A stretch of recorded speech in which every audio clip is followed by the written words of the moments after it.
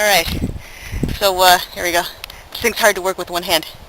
So here I am. See? I have a map. It's a little cool out today. I think it's in the maybe I don't know, 50s, mid-50s, which is a little cool, and I didn't dress warm enough. So I'm a little chilled right now, so I'm going to keep going.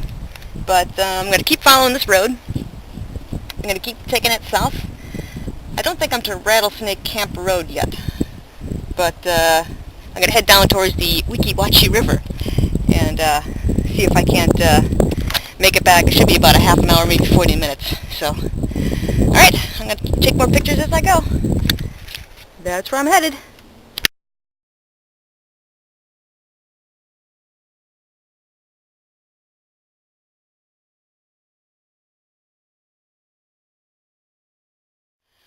Well, I'm past Full Stands Road, which means that I'm almost there. And I'm not in real good shape right now. I'm cold. I'm real cold. I'm not like teeth chattering cold, but I wish I had my tights on. I thought, oh, I won't need them. It's going to be 55. Bullshit. So, but the road's fast. It's real fast. It's like, it's so smooth in most places that my tires are humming, so I should be there in no time.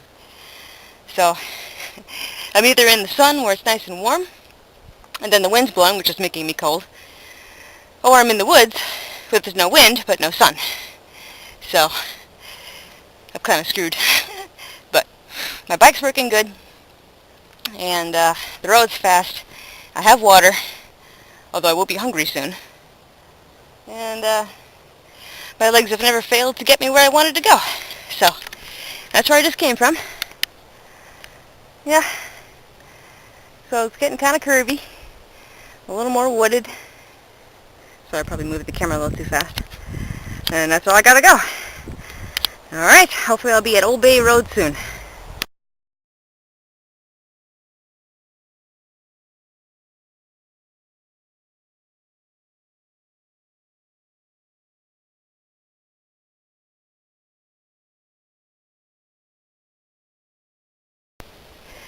Yay! I made it! There's the Old Bayport Road. And if you can see it, there's a little red dye flag right there, which means that about 5 minutes down that road, and I'll be back, to the parking lot. So, to the parking lot where my warm clothes are, and maybe I can find something to eat in the truck. I doubt it, though. But, I'm cold. I got a little bit of a sweat in my base layers. I was standing around too long right before the dive, or the ride, I should say. Standing around too long, I got a little bit of a sweat in my base layers, and I never got rid of it. Got a little chill.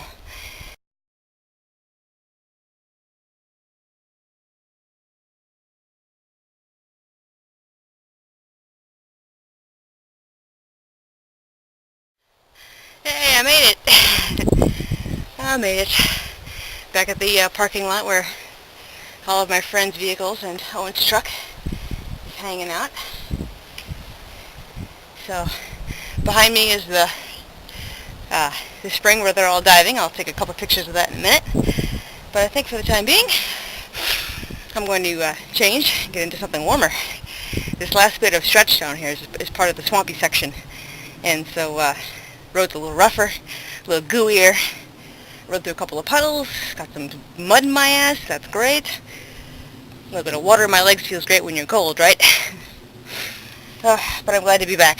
So, and I've earned some mud, so I'm going to get myself cleaned up and take some more pictures. Alright. And I feel so much better now that I've got some layers on, got some warmth going on, and I was hungry. But found some Pringles, found some Coke. I usually don't like Pringles, but yeah, I'm eating the shit out of some Pringles right now because I'm starving. So, I got a little concerned on the ride because I was, pretty far from home, pretty far from the base, and I was starting to really feel it. And the batteries on my bike computer stopped working. So I went to go figure it out. As it turns out, I left the base at about 1:40. I got back at 3:15. No wonder I was so tired. And need I mention that I haven't been on the bike in about a month or so. So yeah, I deserve that. So not very good planning on my part, but as usual, my bike got me back to the base, and that's where I need to be.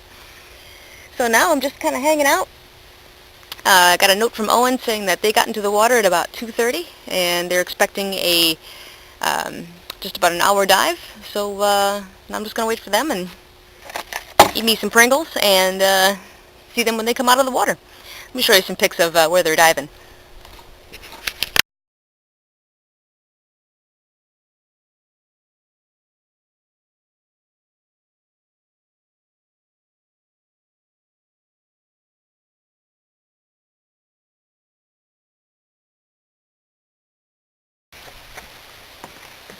Okay.